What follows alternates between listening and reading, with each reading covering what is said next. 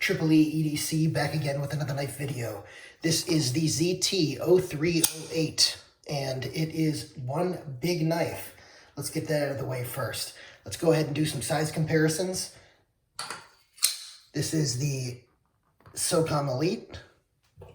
This is the Benchmade Turret, probably the closest thing Benchmade makes to this knife. This is Spyderco PM2 and Para 3. So you can see it's a pretty big knife, and just for good measure here, let's also go ahead and put it against the Cold Steel AD-10. Definitely see it's even bigger than the Cold Steel AD-10, which itself is a big knife. And why not the Benchmade Bugout and Spyderco Meerkat, which it completely obliterates in size. So this thing is not a small knife. I just got this. I've used it a little bit already to break down some boxes and some other material. So this is really a first impressions video. This is not a full review, but I wanted to go ahead and give you guys some initial thoughts about it. One is this thing came in, and right off the bat, I was struck by a couple of things. One, this was not as heavy as I expected. I expected this to be, especially after watching a bunch of reviews, is to be a huge, hulking, overbearing knife, and it is big. You guys just saw this size comparisons.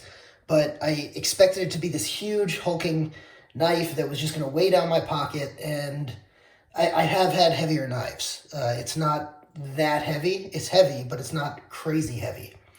That being said, I have worn this with basketball shorts once or twice. It's not really great for basketball shorts, but it works. We're all at home for the quarantine or these stay-at-home orders, so I'm wearing basketball shorts around the house. Worked out okay for me. A couple of things struck me right off the bat. Obviously, this aesthetic hole here. I haven't, checked out if you can lube it, like some other people say, lube the pivot in there via that hole. I assume you can. You can see, you can reach the pivot through that hole.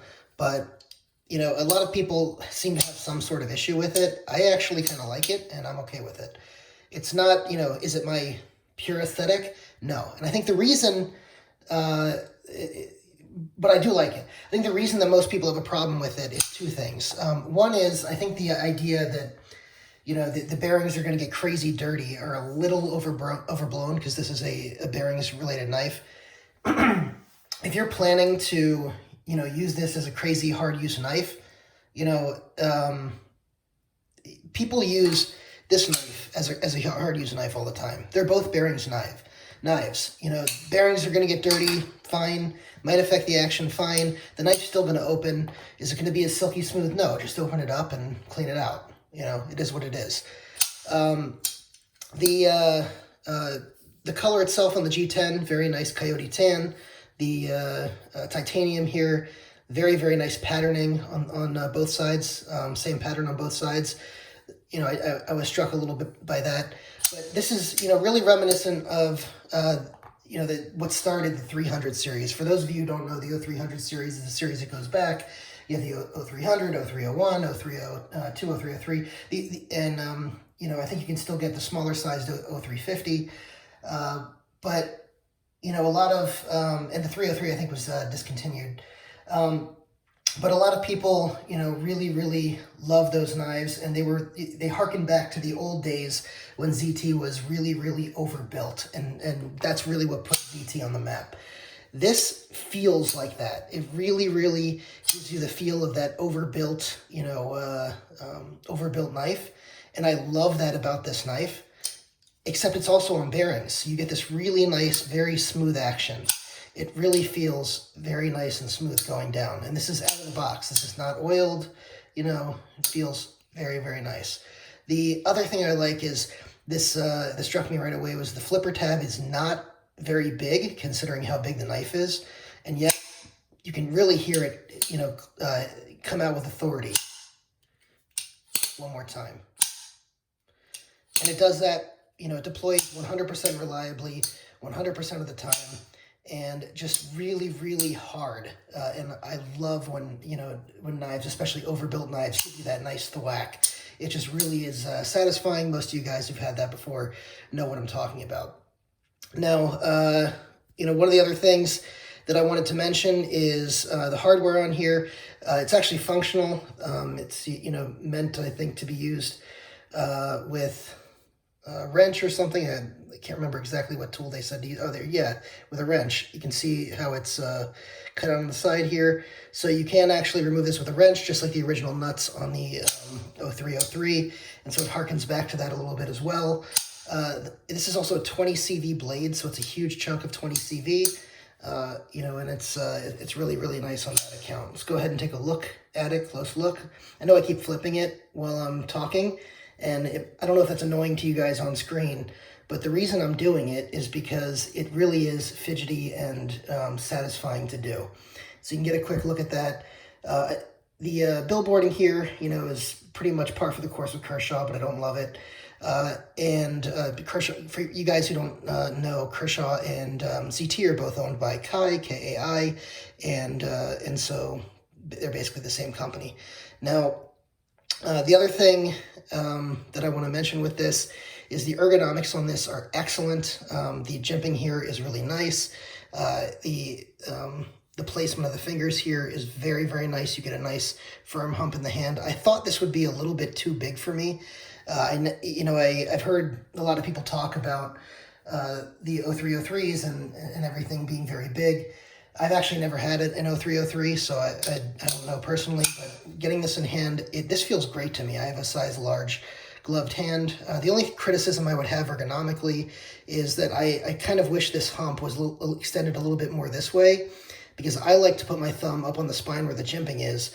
I think what they did was, for people who like to, you know, hold the knife a little bit farther back, they made this an area that's also available for thumb use, and I would have preferred, you know, they just gave me more support there. But other than that, I think that that I'm pretty blown away by my first impressions of this. If I had, you know, one major criticism of this right off the bat is the clip. I mean, ZT continues to turn out terrible clips. You know, I don't know why they continue to turn out terrible clips, but look at this thing. It is awful. It's painted. It's going to chip right away and start to show tremendous wear. It's got the ZT on the side. I hate billboarding on my clips.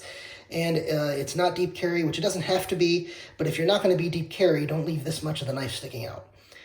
It just is what it is. I guess because you can call this, you know, a work knife or you know, maybe even a duty knife, you know, there might be a reason for that, so gloved hands can go ahead and pull it out of wherever they need to pull it out of, but that's not how, you know, I'm not an officer, I'm not in the military, I don't need to do those things. I just wear, you know, regular pants and slacks every day.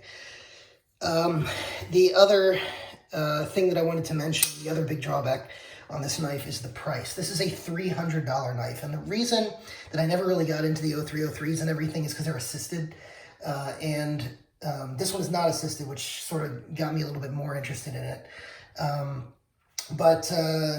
Is they're assisted, but they were also very pricey for an assisted knife, and this one, you know, also is very pricey. It's $300, and that's not a price that, you know, I would normally spend on a ZT. Usually I'm trying to get a deal on them somewhere around $220, $230. Sometimes you can buy them in the secondary market. A lot of ZTs for around, you know, $180 to $200. And there's a lot of discontinued models all the time for between $150 and $200. So some of you may know ZT and Kershaw, Kai Unlimited,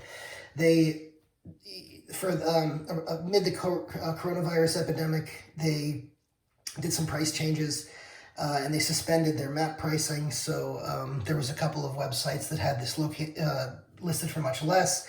It was on Blade HQ and some other websites like that for around $240 for a while, on several other websites for about $225. I actually got this for about a little over $200, I think $206. So at $206, this thing is a monster bargain. It is a great, great knife at $206.